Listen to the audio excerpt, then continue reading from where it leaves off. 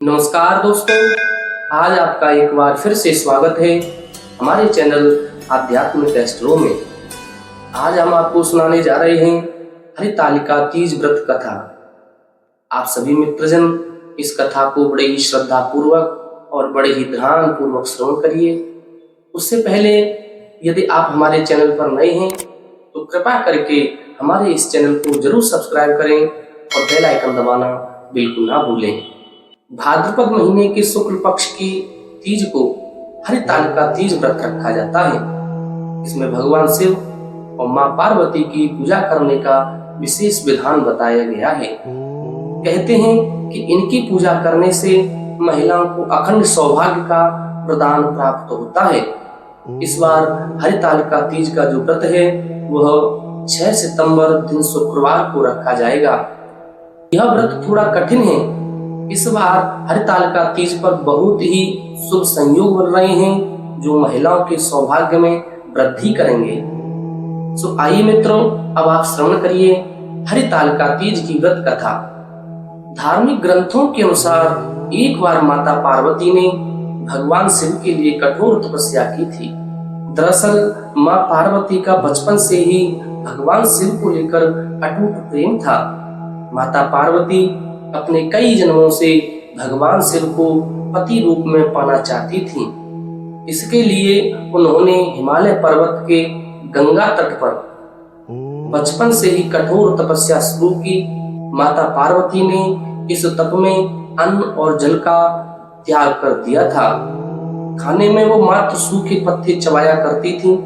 माता पार्वती की ऐसी हालत को देखकर उनके माता पिता बहुत दुखी हो गए थे। एक दिन देवर्षि नारद भगवान विष्णु की तरफ से पार्वती जी के विवाह के लिए सुंदर प्रस्ताव लेकर उनके पिता के पास पहुंचे।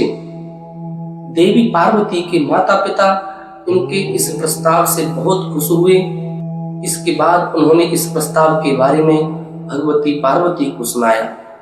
माता पार्वती इस समाचार को पाकर के बहुत दुखी हुई, क्योंकि वो अपने मन में भगवान शिव को अपना पति मान चुकी थी।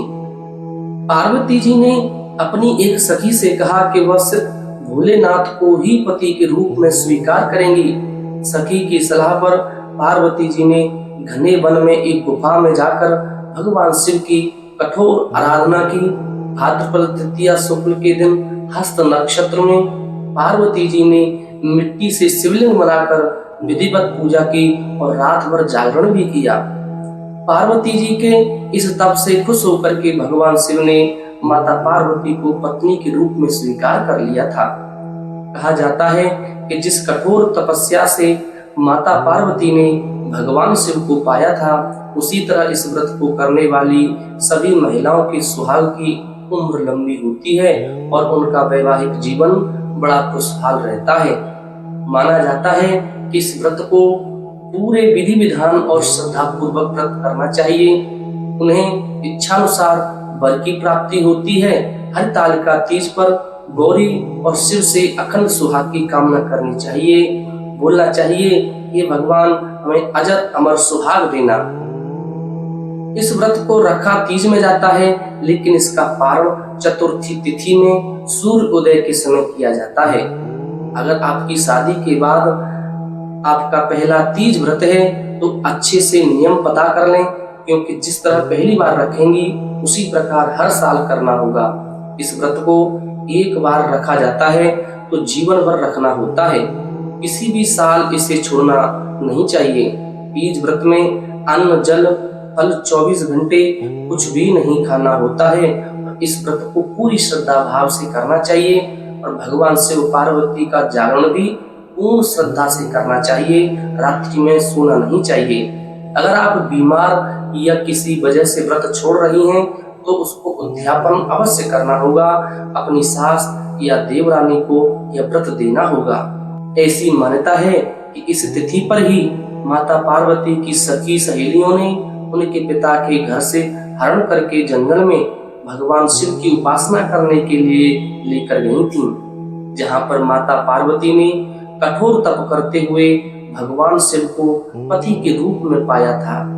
हरितालिका तीज पर सुहागिन महिलाओं को अखंड सौभाग्यवती और जीवन में सुख सुविधाओं और संपन्नता का आशीर्वाद भी प्राप्त होता है। इस व्रत में सुहाग का सामान यानी 16 श्रृंगार की चीजें माता पार्वती को पूजा में अर्पित अवश्य करनी चाहिए।